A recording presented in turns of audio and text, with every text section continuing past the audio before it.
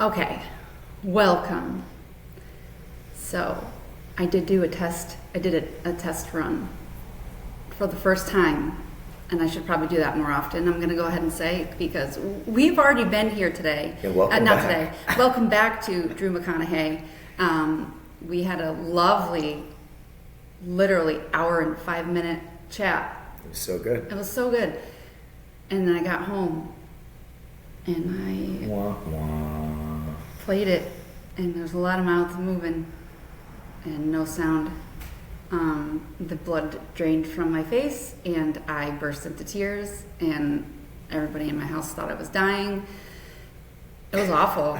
It was so bad. I waited like 3 days to tell you because I was absolutely mortified. Yeah, no, I don't think if I had sent you a text the next day or whatever it was, and I was like, so thank you for having me on, and then you let me know that we are going to have to do this all over again. So here we are. Thank you for having me on. Can't wait to do it again. It was awesome. So good that we're going to do it again. Yeah, take two. I mean, this is probably going to be even better. So, and it gives you an opportunity to tell that story about being a beginner and messing up. That's why I was going to say it. So, because, I mean, I'm kind of terrified. I'm like looking at the screen right now. I'm like, yep, nope. See that little green thing? It's moving. There's sound. Mm-hmm. Checking all the things. I'm checking. I'm just terrified. I've done a couple since, so and I've had sound. I don't know. Here it goes. Here we go. Chairside Chats. If you ever wanted to do something new, just know that you're probably gonna mess up a lot. You're gonna mess up over and over again. I'll like as we get to be adults, like we stop doing hard things and new things, and that's absolutely terrible because we're just afraid of failure, and it's like it is the part of life. Like you got to fail over and over and over again, and we're all still scared of it. I'm still scared of it, but it's going to happen, inevitable. It's definitely going to happen. So, Drew is the owner of Train for Life in Chicopee, Massachusetts, and they are a 15-year-old business, and we're super excited to have him again. And so he can tell us all the things about his journey and how Train for Life came to be. So go ahead and tell us a little bit about, well, a lot about, not a little bit, a lot, all of it, about how your business came to be. Yeah, absolutely. So Train for Life is a group personal training facility in Chicopee, Mass, as you mentioned. We just celebrated 15 years. Actually, the first take of this was right before our 15-year anniversary party, and we've since had our 15-year anniversary party. So yeah, we've been in business for 15 years. We started as just doing one-on-one personal training after I graduated from school. Kind of through the process of the first year of doing that, I saw all the things that I couldn't help people with. You got 30 minutes with people to teach them or really give them a workout, but also then teach them everything else that they need to be doing on the other 160 plus hours a week that they have by themselves. And through that first year of business, I really saw all the things that I couldn't do, just being able to help people and make impact in the way I wanted to. So started to build out Train for Life, which was just initially I was just running classes to help my members, their clients at that time. And then it became subleasing space from Soccer City in Wilbraham, which I was there for a year.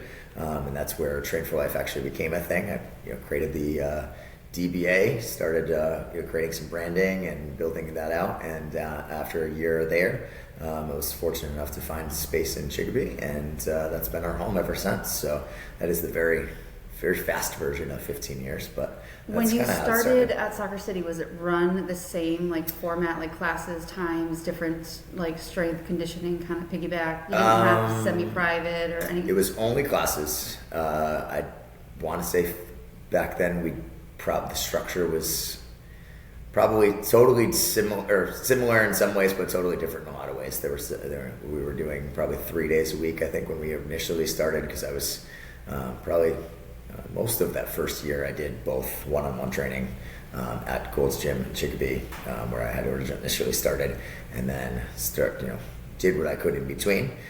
Started to build up to the point where I was able to then leave Gold's and do this primarily full-time. So there was some of the similar structure. We did do a lot of classes. I think a lot of the initial first year was experimenting, sort of figuring out what I needed for equipment, how much things cost, all of the pieces of all the trying to rude figure that awakenings.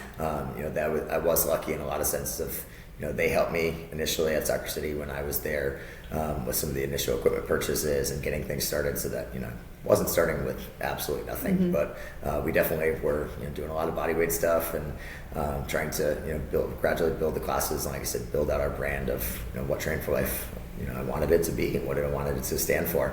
And then when I moved to our facility now, my two best friends, they are my family now. Elias and Vanessa, gave me a loan initially, and that was what helped me buy, some turf, some flooring, kettlebells.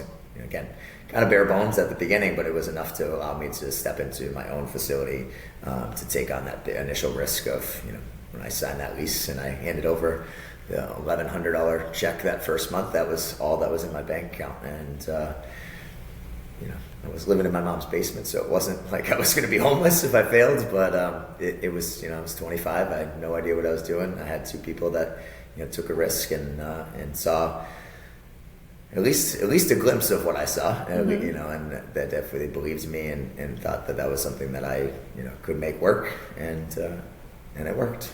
So when you were at Soccer City, what did it look like in terms of marketing at that point, advertising? How do you feel that you built a membership?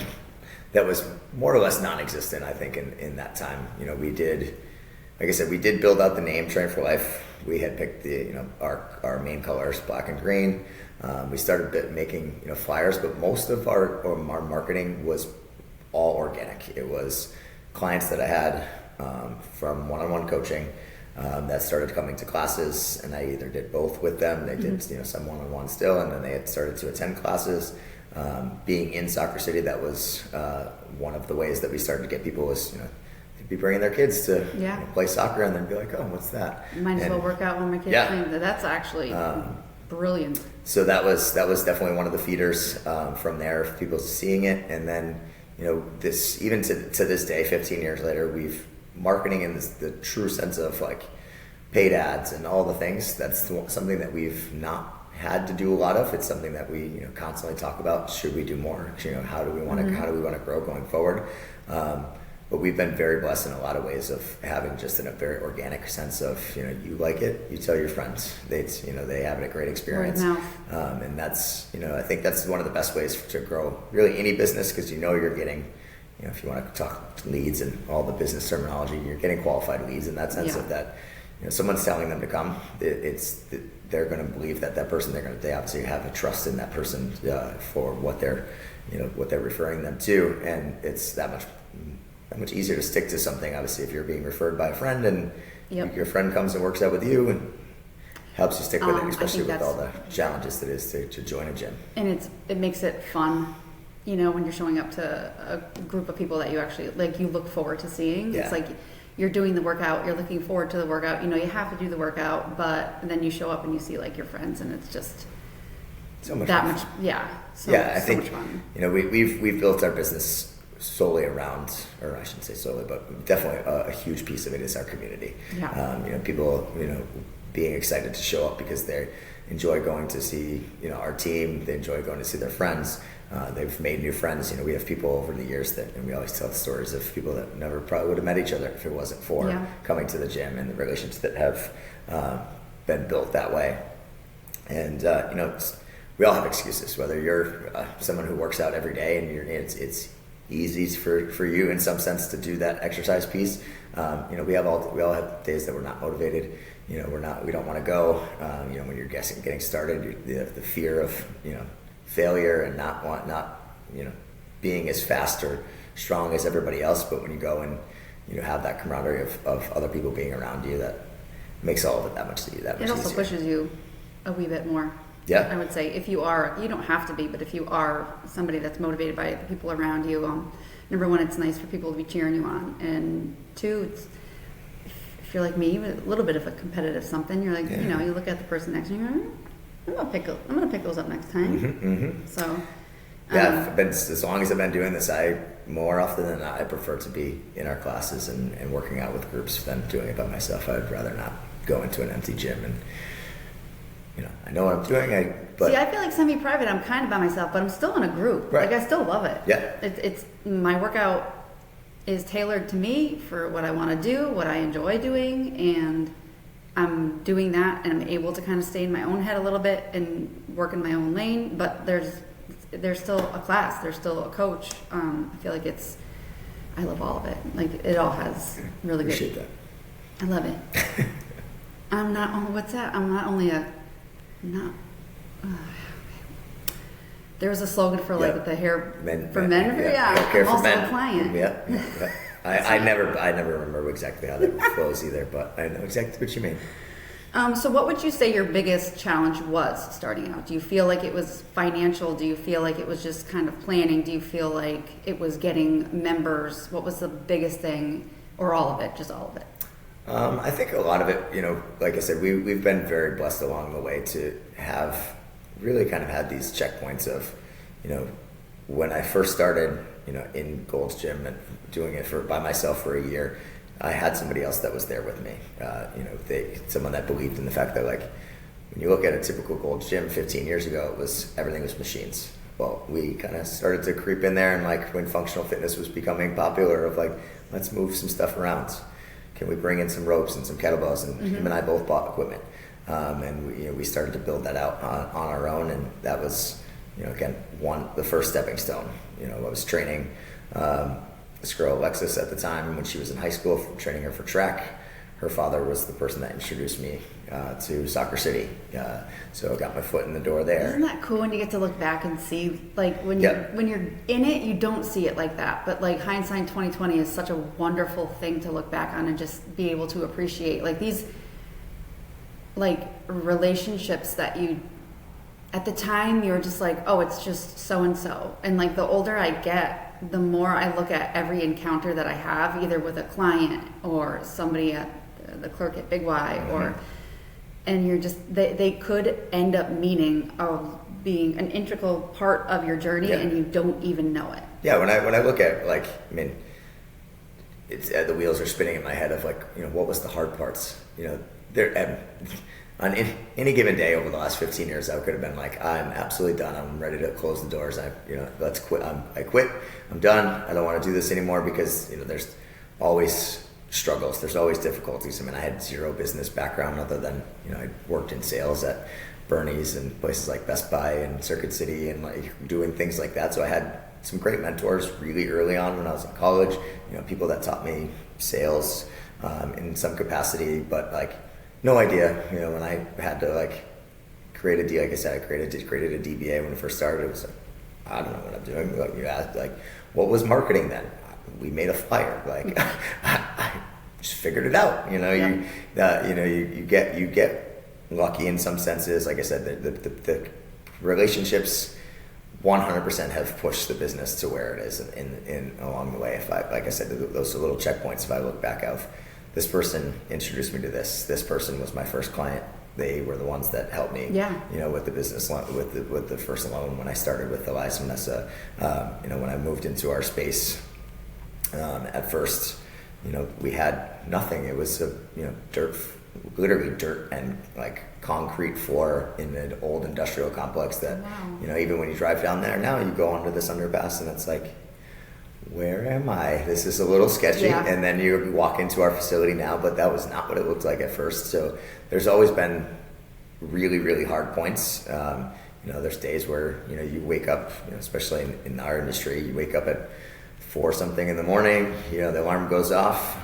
When it was very early on, I was pretty much the only one doing coaching for a while. So it was like, okay, I've got to coach these sessions and then take a nap, maybe, if that, and do it again, and then wake up tomorrow and do it again. And you've got long days, long hours, and as a coach, one of the things that I feel like I love every aspect of it, but you're pouring into people all day long. So just kind of trying to find the balance of where you're getting energy from, how you're maintaining your energy. There's so many hard pieces along the way, but there's also been so many relationships that have helped grow from there. The coaches that have been on our team, we've been very lucky to have, again, in our industry, people come and go like really quickly. You start being a coach and there's turnover in personal trainings really, really fast. Most personal trainers don't make it past a year. We've had like 3 main iterations of a team over the years of, we started off, we had, we had an intern, we hired one of our first clients, Miguel, who has gone on to do amazing things and become a physical therapist, but he was a client. Like I had trained his mom, and then he became, I helped him in the summers to when he was training for basketball, and one piece became the next. Yeah. Like he moved in and into the team and joined our team, and we had coaches, like I said, that stayed with us for a long time. A lot of our coaches were with us 5, 6, 7 years. The coaches that are with us now, none of them have been there less than 5, 6 years at this point. So we've been really lucky with that. But again, I think a lot of it comes from the relationships, but wanting to work with people and create impact in that level, and we get to do that on a regular basis with building relationships with our members. So, oh, that's awesome. It's funny too because you talk about like growing, and I think it's also helpful when you start from not so much, because you get to grow with your business. Yeah. But people always see the growth.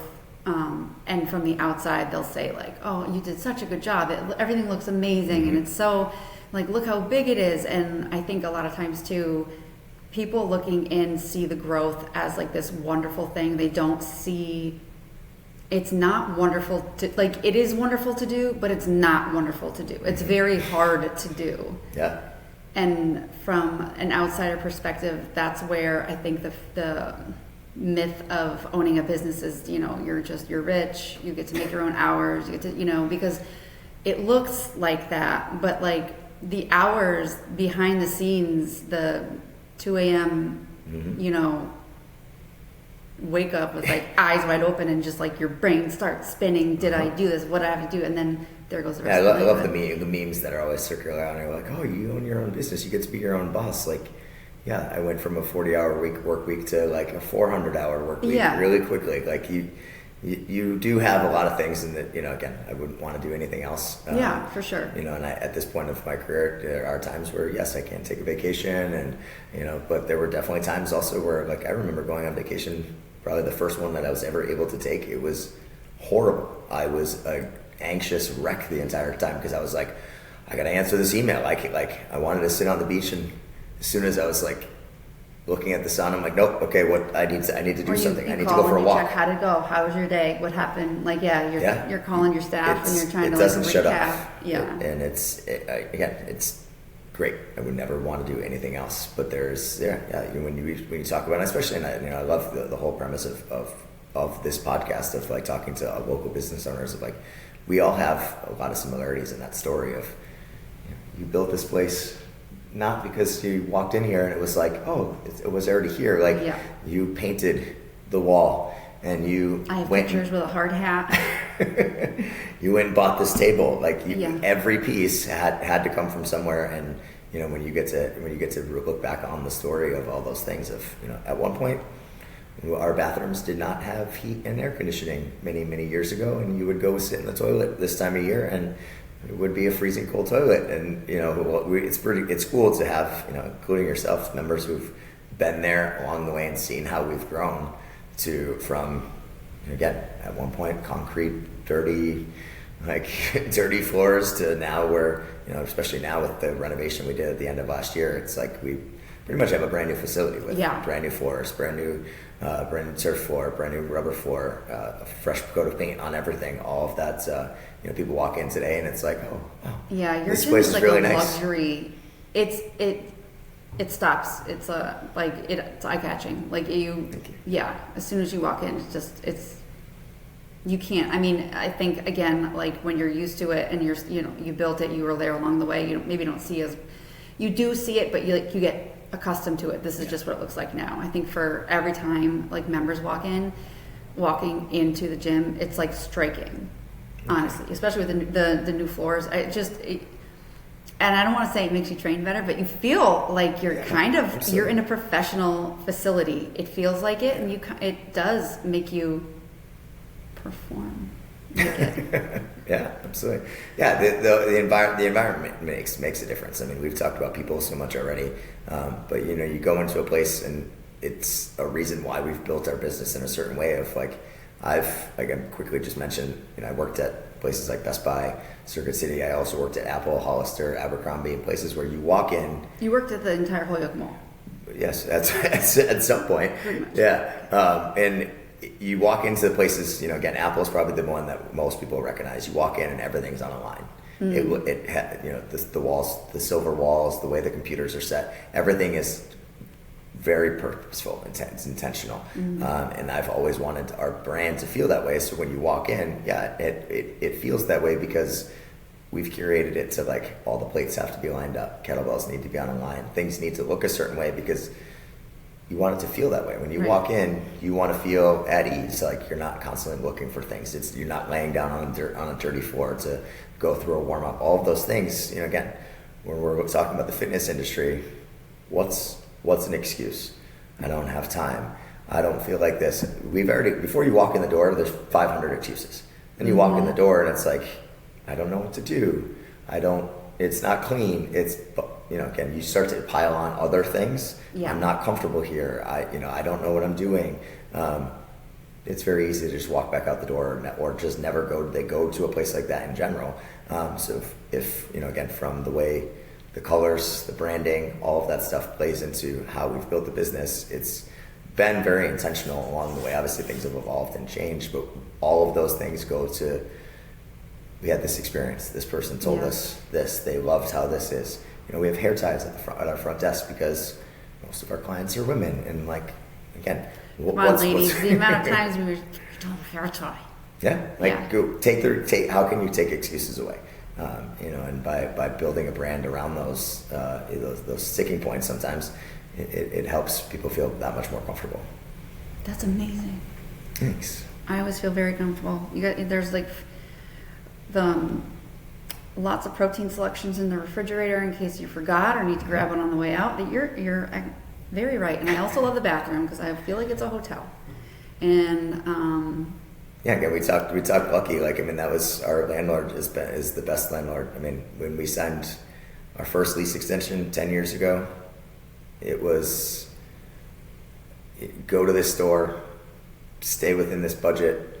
It was all part of us staying. We were going to stay there. But even I look back on it now of having that business mindset. If he doesn't lose me, right, because he takes care of me, then it's that much less work and that much easier for him as a business owner, as a landlord is the word I was looking for. He knows that he has a tenant that's taking care of his place, then he doesn't have to ever worry about that. The work is less for him. He's going to consistently have his cash flow. So the fact that he helped us build that out, there's no way I would have had the money without, even that early on, I probably couldn't even got part loans. of that. And like you said, everything feeds each other. You're happy, he's happy. You're happy, he's happy. Yeah. It just keeps going, and that's a self-feeding. You're really lucky that you have a landlord like that. Yeah, he's best. He's the best, absolutely. So what would you, let's talk a little bit about, I know you guys do a lot of community service and you give back to your community a ton. I've been to a couple events. Yep. One was for Shriners. It was huge. It was like, what are those lights? Glow lights. Glow in the dark, yeah. Glow in the dark. I'm glad we're both on the same page today. I'm like, what's the word? It happens. Again, beginners, sometimes you just don't even know how to talk. Been talking for 40 years. You pick it up, Yep. You know what I'm saying? Glow lights, yeah. It was so fun. And it was like, it felt like a party of a workout. Yes. And that one I believe, was for Shriners. Yes. Yep. Yeah, we did. That was probably the one we did last. It's 2026. No, that was maybe over a year ago. We've done Glow in the Dark is something that we've done for a long time. Actually, that was probably the first charity event we ever did 12, 13 years ago. We were very lucky to become friends with Steve Grindle, who's also a local business owner, Steve G Productions. He came in, did the lighting for us, did obviously the DJing, but we were able to turn our gym into club atmosphere, like music and high energy, for a charity event. And it was, we've done that over and over again. Last year we expanded that. We went from just the glow in the dark to a candlelit yoga session right after that. So you had a little bit of both of the high energy and then also something where you could calm down, relax, and stretch after the session. And all the monies went to Shriners. Yeah, you've raised thousands and thousands of dollars over the years to give back. How do you pick the charities is it something that kind of people recommend? Yep. Yeah, more often than not, it is something that a member has brought to us, whether it's something that's important to them. We've had it from, I hate to use the word small in any of these circumstances, but we've gone from as small as like this person lost a child, or this person was affected by this disease, and then the money's directly going to that person. And that's always what the goal is, that we're, how can we help our community, whether it be, again, an individual person or a local organization. So yeah, we've done charity events for GoFundMe things for a couple of different families in the area. We've done Shriners technically 3 times, I think 3 or 4 times. That's an organization that's very important to us. Last year we did two events for them. The one we just spoke about, we also did a block party, which I think in total was like $12,000 between those 2 events. Was fun, yeah. Between both of those. But it's always something that's important to our members.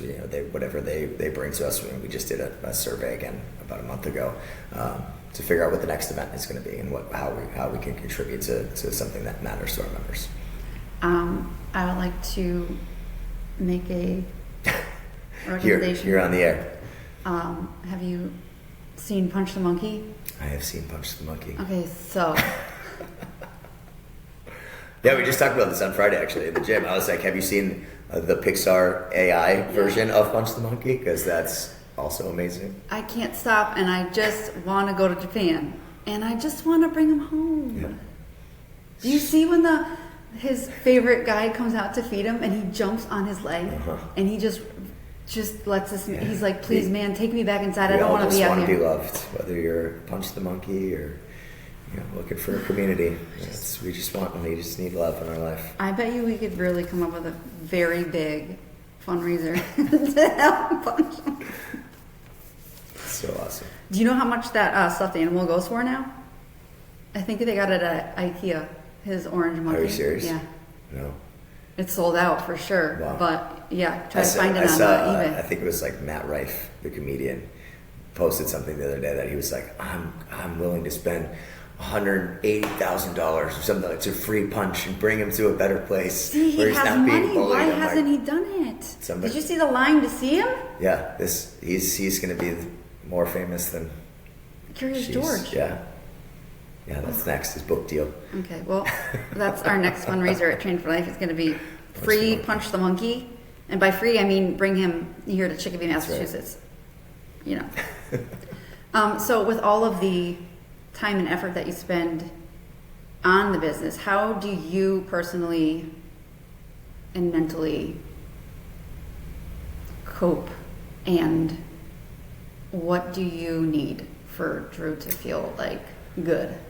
Cope, I like that. That's a deeper word of saying. Yeah, there's definitely some coping as a business owner. Sometimes you're coping, but we've talked about this in the last episode and off air a lot.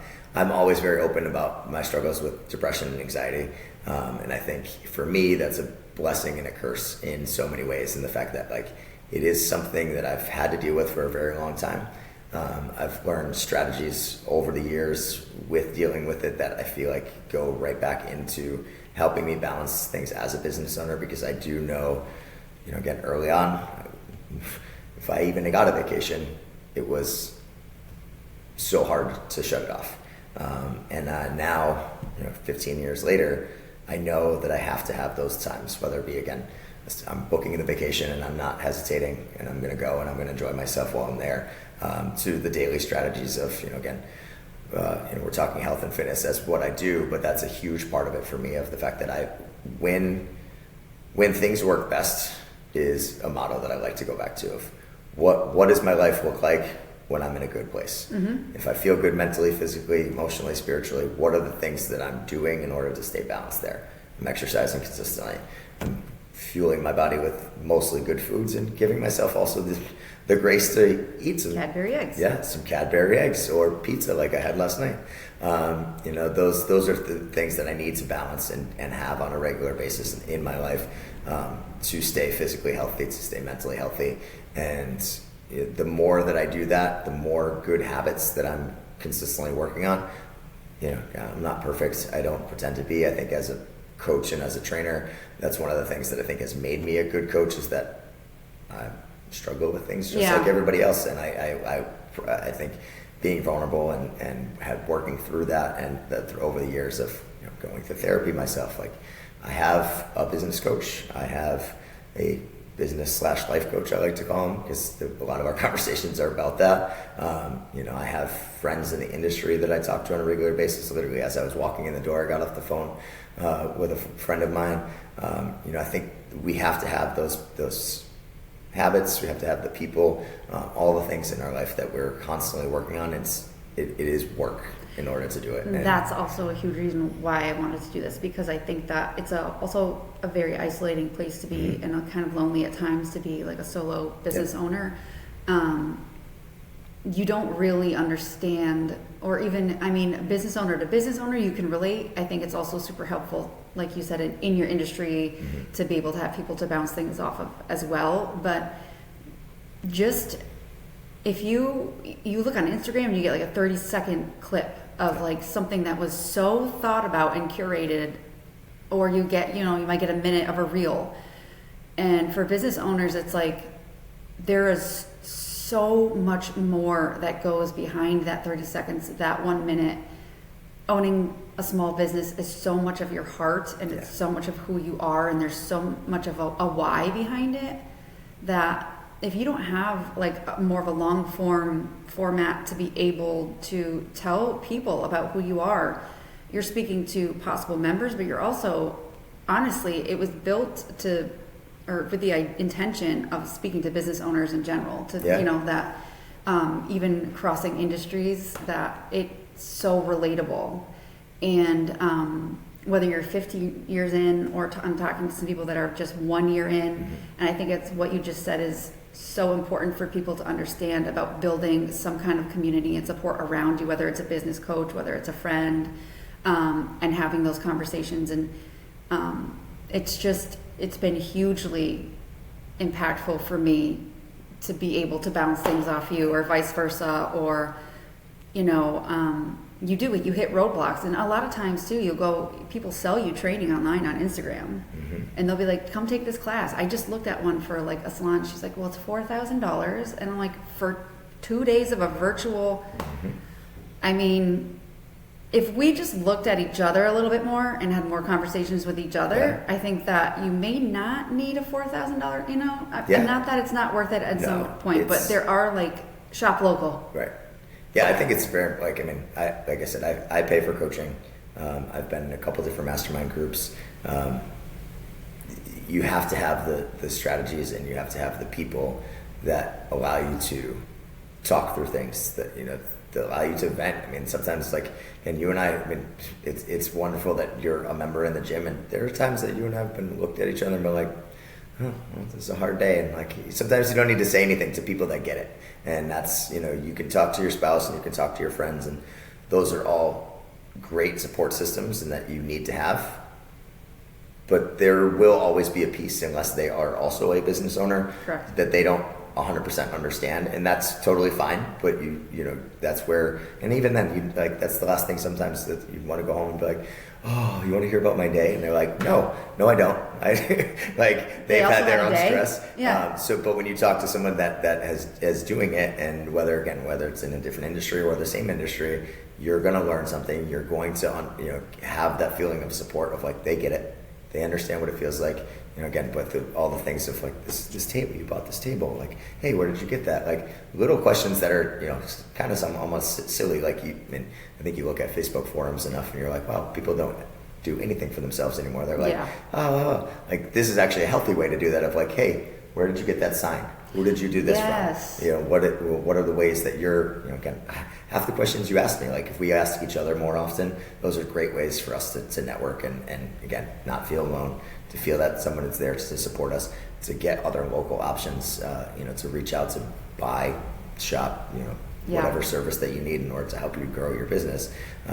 Those are super important for you to have a network that allows that's going to feed that. Yeah, there's so many jobs within jobs of owning the business. So you turn around and it might be education, and then you're like, oh, but hold on, while we're making sure that we're maintaining like our knowledge and our skills and our techniques and coaching, all of that, and then you turn around and you're like, okay, but now there's like maintenance, so now there's like actual kind of the crappy stuff that, you know, the cleaning and the bill paying and things like, you know, so there's just, every time you turn around, by the time you get to the bottom of your list, you just got to go back up to the top of the list. Yeah, oh yeah.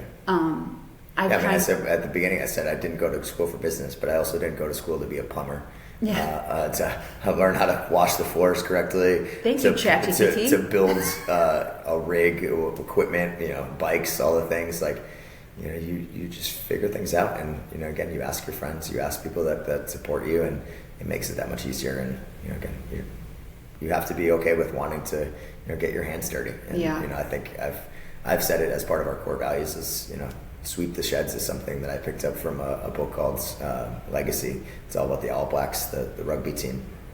And, you know, they say that, hey, there's no dickheads, and you need to sweep the sheds. Every single person needs to do a job. You're never too good to sweep the floors. Like, I will still mop the floors you know, if I close on Monday and Wednesday night, like, I'm there mopping the floors.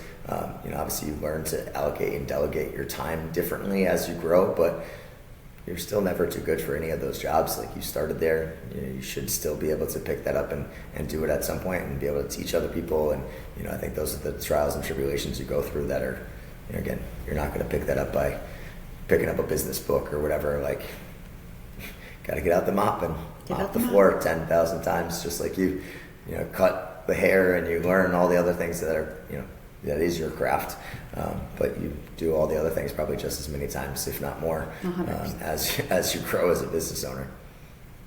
Yes, 100%. Yeah. So what's in the future for Train for Life? What do you have down the pipeline? Any big dreams and aspirations, or? Yeah, Train for Life is, like I said, just turned 15 years old. There is a lot of amazing things that in my brain, on my vision board, all the things that I see for us. You know, like I said, we did just renovate the facility, but I would love to expand.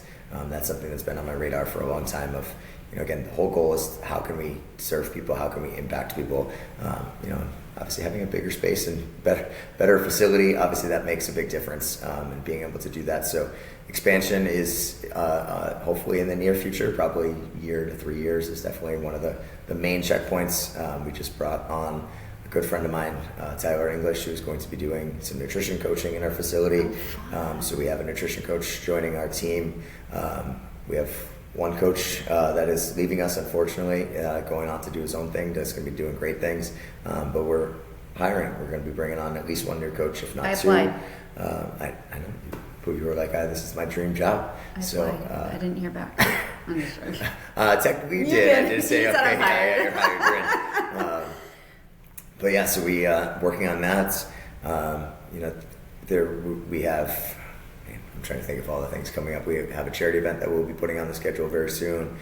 We have Bonavita Aesthetics that are coming in actually this weekend to do some IV infusion therapy and talk to our members about what they offer. So we're always trying to grow. I mean, that's one of the goals for Train for Life for us has always been education and staying on, you know, at the top of our game and how we continue to grow. We just did continuing education yesterday. Actually, I texted her and said, "Is today the best day that we can do this?" Because I was very tired after a long weekend of continuing education and all the other things. But we're here. So yeah, that's, you know, helping to grow our team is a big one. Those are kind of right at the forefront of my brain because literally I was doing them this morning. So those are some main ones, but we're always looking to grow and continue to figure out how we can best serve our members and impact our community. So couple to talk about. There's probably plenty that I can't talk about yet, but I know. Do you ever feel like you how do you feel about putting things into the universe? Do you feel like you should always talk about it, or do you feel like you should work on it for a while before you ever talk about it, or just do it? Kind of both. I mean, there are definitely, like, I'm a big vision board person. I sit down at the beginning of the year and I write down my goals. They evolve monthly, weekly, daily sometimes, but I always like to have those things of like, this is what I'm working towards. I think it's whether I'm doing that and writing it down, printing a picture, all the things, or I'm actually vocalizing certain things. I think there's checkpoints of that as well, of like, okay, I'm ready to talk about it, I'm ready to do this. There's definitely things that are spinning in my mind that I'm like, all right, I don't know if I want to say that yet, but I mean, like I said, I've always wanted to grow our facility to be able to create impact in different ways. We have recovery services now with massage therapy and fascial stretch therapy, Normatech, but I would like to advance that in the future. I would like our space to, I've always wanted to be a third space for people, in the sense that, you have your home, you have work. This is the third space that people go to. I would like to be able to, have it, even more offerings of, it's a place where people come and, sit before they actually work out, or they stay and they work there. So many ideas like that they're spinning. Lounge. Yeah. There's a facility in, I think it's in North Carolina, that I'm on their Instagram pretty regularly whenever they post things, and I'm like, okay, I want to do that. I want to do this. I would like to offer this. But yeah. I love that. Some of it's also one thing at a time. I gotta make sure I can do this one before I move on and do the next one. That's been a really big lesson for me, to be like, pick one thing, and then block everything else out. Yeah. And just pick the one thing. Because it's, again, you have so many different jobs. It's really hard to pick one thing. Yeah, I mean, I have depression, anxiety, ADHD also. I always joke, like, I have a lot of letters behind my name besides, like, I have a bachelor's degree, I have CSCS, but I also have ADHD. Can you imagine if instead of saying, like, RN, if everyone was just like ADD, OCD? Yeah, I got this. And I mean, in a lot of ways, as a business owner, I think that it is a superpower, because my brain doesn't shut off. It's constantly like, oh, I see that, I want to work on this, I want to improve this. It also then adds to the anxiety of like, that bottle over there is not facing straight, so let me remember to do that. And then, oh, you just told me something, and I'm like, okay, I forgot 4 to 5 of those things, so maybe we'll get back and hopefully do that. But you have to want to be doing that, and I think that's a piece of it too, of that doesn't stress me out totally, but it does stress me out a little bit. But I want to fix it anyway, if and I want to do stressed that. you I want out to be better. before you came in, I would have turned all of them. They're actually, whatever I'm looking up here, that might have been. I was like, whatever I'm looking at is not crooked at all by any means. Her shelves are perfect, but if she did purposely do that, I'm gonna just walk behind. I'm gonna see you at 4:30. I'm just gonna walk behind you and just. People have done that as we're coming up on April Fools. People have done that in the gym, and it's like, you're like, this is not funny. Yeah, No. That's my favorite stuff. Did you know what they did to me one year for April Fools? Took every individual pair of shears, which is like 7, and my blow dryer, all 4 brushes, and wrapped them all in tin foil individually and put them back all in my station. Yeah. And I came in like a normal, responsible person 2 minutes before my client was here, and I had to unwrap all my tools. Yeah, the best one I ever had, my amazing coaches, Dante and Wes, they hacked I shouldn't say hacked, because technically they have access to Spotify as coaches, and we run some of our music off Spotify, but they kept playing this same song throughout the year, all year long. So that when I got to my Spotify Wrapped in, I don't know, what was it, 2 or 3 years ago, my top song of the year was the Star Wars song, something Cantina or whatever.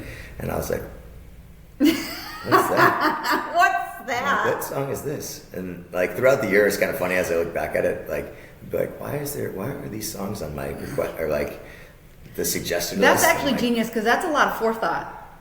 For the year? This was like, I probably should have got an award from Spotify and the composer of this song because I think I had more listens to this song than anyone in the history of this You're song. like, where's my residual? So yeah, you. What are they called? I wish I knew his name, but I would definitely call him out and be like, you owe me some royalties for the 1 million plays that you have because they're on my account.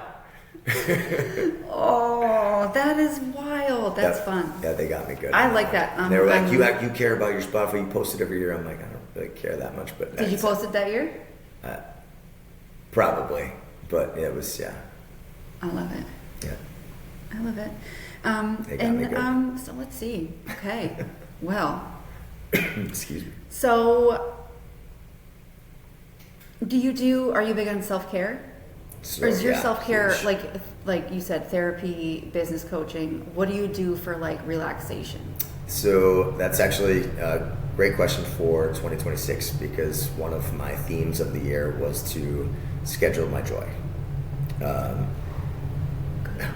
Good one. I have not been great at it so far.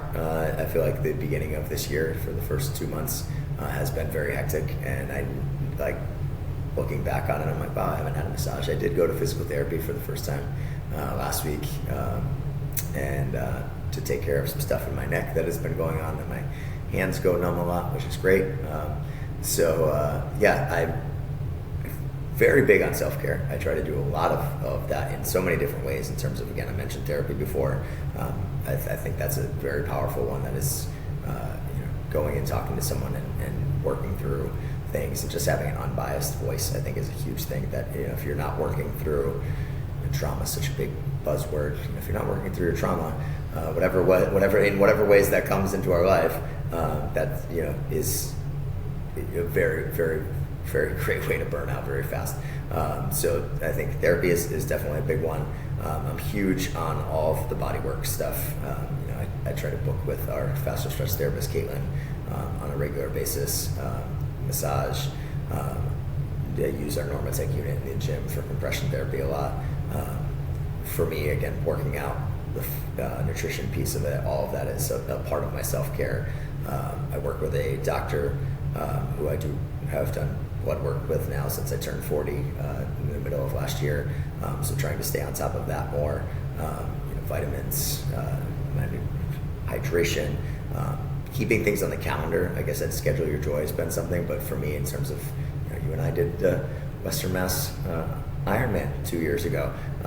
Ever since I did the first one 3 years ago, that's been a huge one for me because I feel like for a while I was training for the sake of training, which is great, but every time that you put something on the calendar and you have a deadline, it makes it that much better to, it makes it that much easier to stay on track with certain things. So I think right now, when especially probably the most hectic part of my life, actually it's kind of funny, this just popped in my head. I think it was yesterday, that your 40s are your most tiring decade, or you're the most tired, your most exhausted decade. And I was like, wow, I have been in this decade for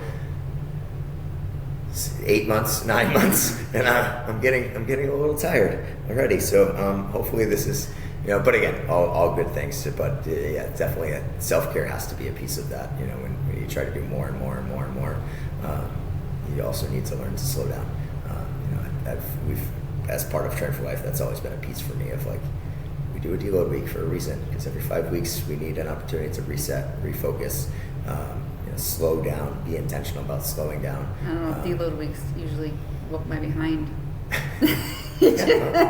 Every workout is what you make it, so it certainly can be. Sometimes some of the workouts, like Wednesday, I always laugh because I purposely put a little more conditioning on Wednesdays when it's normally a strength day, and I'm like, this is why you're supposed to do cardio. But yeah, I think again, all many of those things are definitely things that are important. But again, checking in, putting things on the calendar, booking, even just coffee. I'm gonna go to this coffee shop. I'm gonna do things like that for myself, where it gives me me time, are really, really important for me. I think that those things are more important than the big things. Yeah.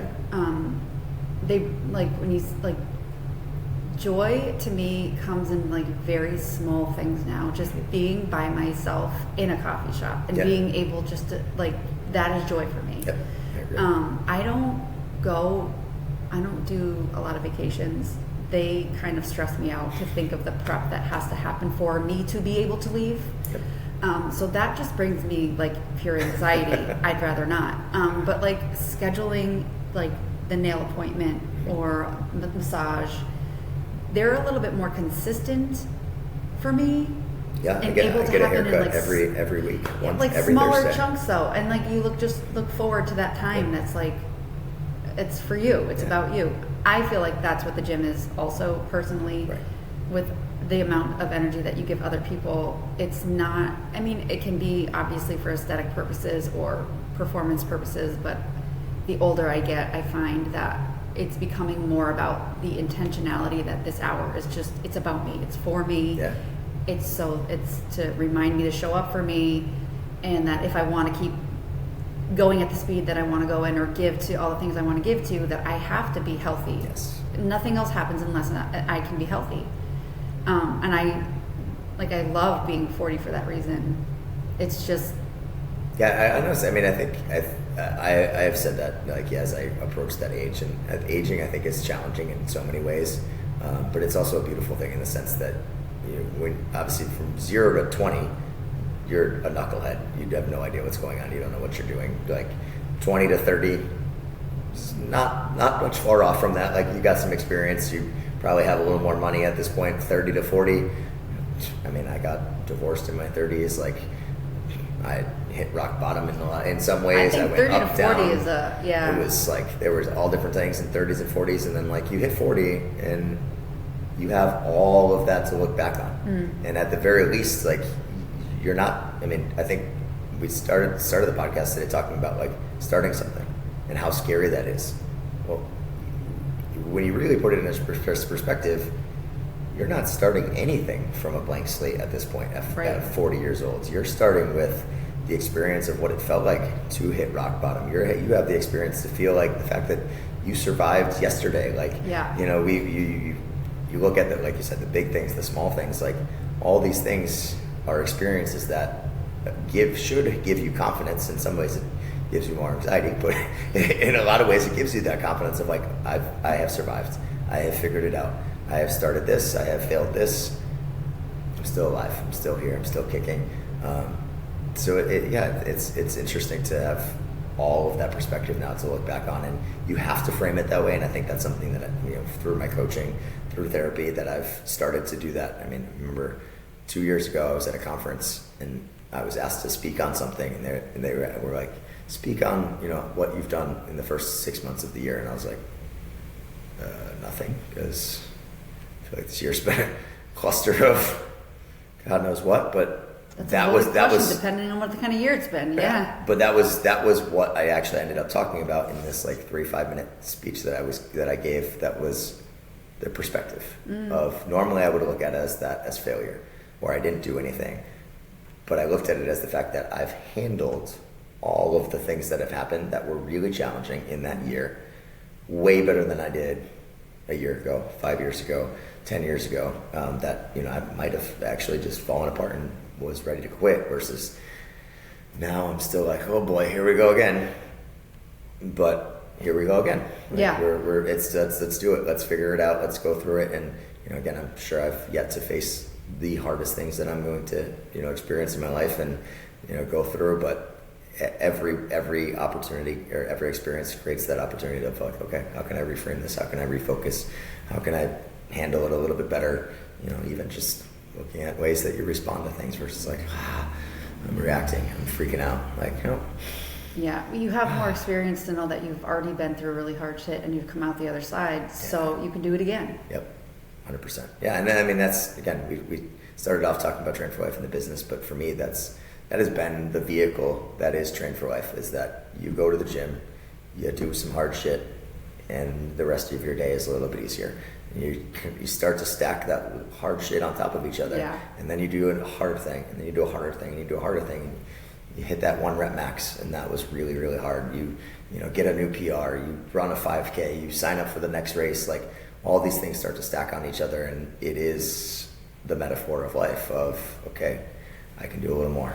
I rode about 5 minutes on the bike. I can go 6, 7. Those things compound itself in the gym, and they come and they do the same thing for you in life. Yeah, But that's you a have really to work good. at it. That mindset is how you make progress, because I was a really big perfectionist for a really long time, and I think about how. I'm glad you said was, because I am. Are you? I'm on my way to being not like on the way other side, because I feel like I wasted a lot of time not doing things because I wasn't going to do them perfect, and I wasn't. That's the whole I thing didn't know back in how a to lot do of it, ways. and well, who do I think I am trying to do something like that, or just all of the above, or even just I would start things, realize how hard they were, and be like, well, I obviously can't do that. I can't do that. Yep. And doing physical things, really, like 5K, 10K, half marathon, learning to swim was one of, it's like something I don't think I've ever even talked about. It was more than the Ironman. Yeah. I swear to God, it was such a game-changing moment in my life. And it was all done in private. It was done in a pool by myself, and no one knew about it. But it like literally transformed the fact that I just was like, I don't know how to swim. Yeah. And I'm gonna go in a pool, I'm gonna watch YouTube. I asked every person next to me, very annoyingly, am I doing this? Like anyone that would give me any advice, I would talk to them. And I learned how to swim enough to do it in the Connecticut River in an Ironman. Like, if I can do that, well, what the Yeah, I mean, I remember when I did mine, that was the thought process that went into every training session was like, if you don't show up, you might die. Like, if you were in the middle of the river and you are not conditioned enough, I mean, yes, there are lifeboats there. You won't really die, well, yeah, you could, you could, and that like it was for me. That was probably for me one of a game-changing moment for being a coach, because not that I'm the best athlete in the world, but a lot of physical things have come easier to me over the years when I've learned how to, use a kettlebell, when I learned how to do X exercises. They're not things that it took me like a year to learn. But I got in the pool and it was like, okay, stroke. Yeah. Now I'm not breathing. Okay, now I'm breathing. Now I'm not going anywhere. Now my legs are sinking. Now, like, you just have to keep practicing over and over and over again. And for me, again, as I'm coaching somebody, that's what's happening in front of me. They're like, you said this, and now they lose this, and all the things are happening. It makes you a better coach, but it allows you to, again, perspective gain, understand what they're doing and what they're experiencing, what they're feeling in that moment. Yeah. And then again, all the other things we've talked about of how uncomfortable it is, how scary it is, how busy life is. Now you're scared in the moment and you're doing something wrong and you don't want to get hurt. Well, there's another excuse, fear, whatever that could stop you, but the more you keep pushing, the more perspective that you build as well. So yeah. That was so. I didn't know that you had to breathe out in the water.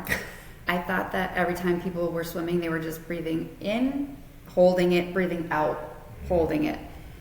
And it was for probably 2 whole sessions that finally somebody next to me was like, "You're gassed." I was like, "Yes, thank you." Asphyxiating myself, like. I don't know, it just like, then that clicked and I was like, oh, okay, and then let me learn how to do that.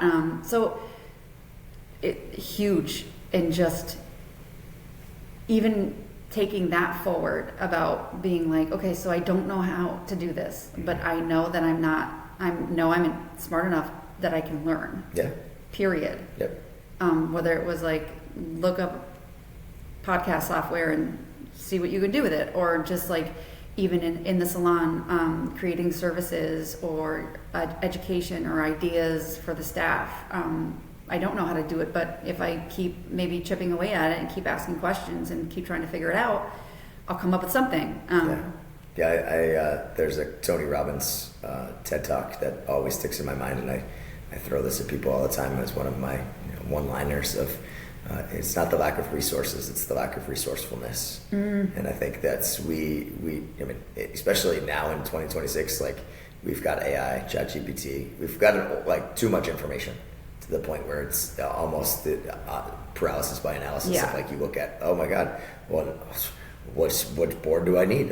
Which computer do I buy? Oh no, I'm done. Like yes. you get immediately overwhelmed by that. But there really is a resource in multiple capacities at this point that you could look up, you could dive into, you could figure it out. You just have to be a little stubborn, a little persistent. The overwhelm is the combination of those things, and just keep trying. I think I always just say I'll know when to stop. Like when I'll know enough to know like this isn't going anywhere. So as long as I can just like ask one more question, throw out one more email. Sometimes when the salon feels like super overwhelming, I focus on like one thing. Like if I can do one thing today and follow up on, and maybe it is just one email. Yeah.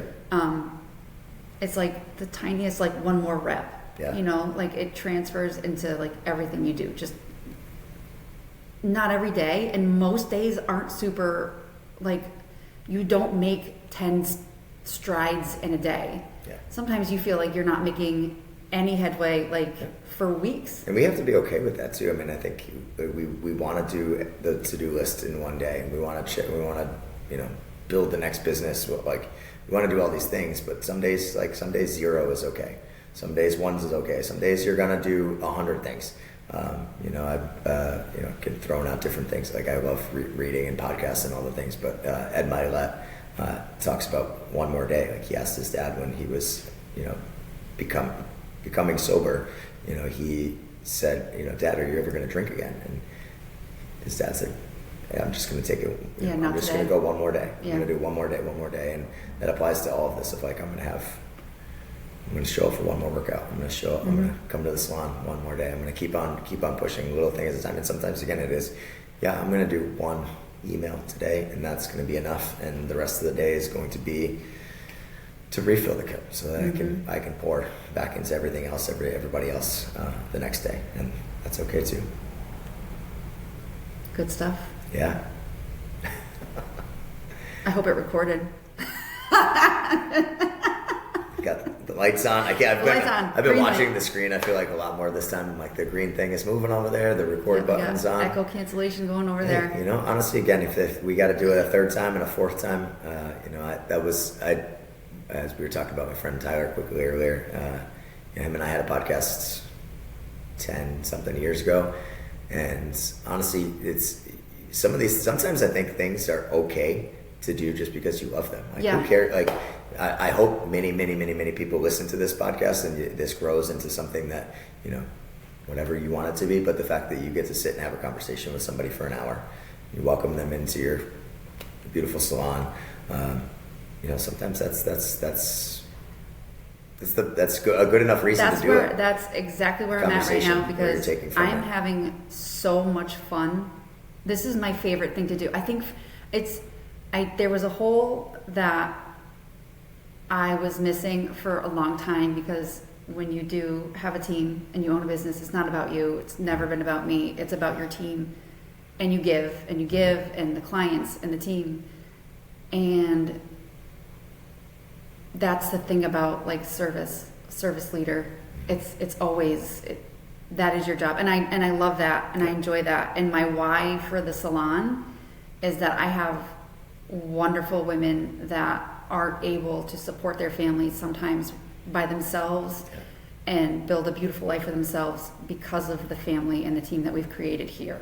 And that's my why for that. But I've just learned so much in 12 years of doing this, in 22 years of being a hairstylist, and it's just fun. I'm having a really good time. So I don't personally care. I hope, of course, I would love for people to listen and get something out of it. Is the purpose behind it is just to share journeys and get better and know you're not alone, and that we're all doing there's hard stuff, we get through it and create community while doing so. But I'm having a blast. I said the first thing I wanted to be when I was little was Oprah Winfrey. And I used to have conversations with myself to interview myself. And then I would go back and forth. My mom would be like, who are you talking to in here? And it's like, me? My guest. Yeah, the best. You know? So it's fun. And I hope somebody gets something out of it. Equipment grow, you add one little thing at a time and it grows into something. And, it's if you love it, it's worth doing. Yeah. So thank you for being here again. And yeah, I'll come on again, a third, fourth time. Let's keep doing it. And we can find you. You are on Instagram as Train for Life. Train for Life MA is our business Instagram. Mine is Drew McConaha on Instagram as well. Our website, trainforlifema.com. We're posting on social media pretty regularly, whether it be stories of what's going on in the gym, our reels. We both use amazing local company Art Collab as well. They help us with a lot of our content. It's fun. We like to share what's going on in our four walls. That is Train for Life. So thank you. Thanks for having me. It was a blast. Woohoo.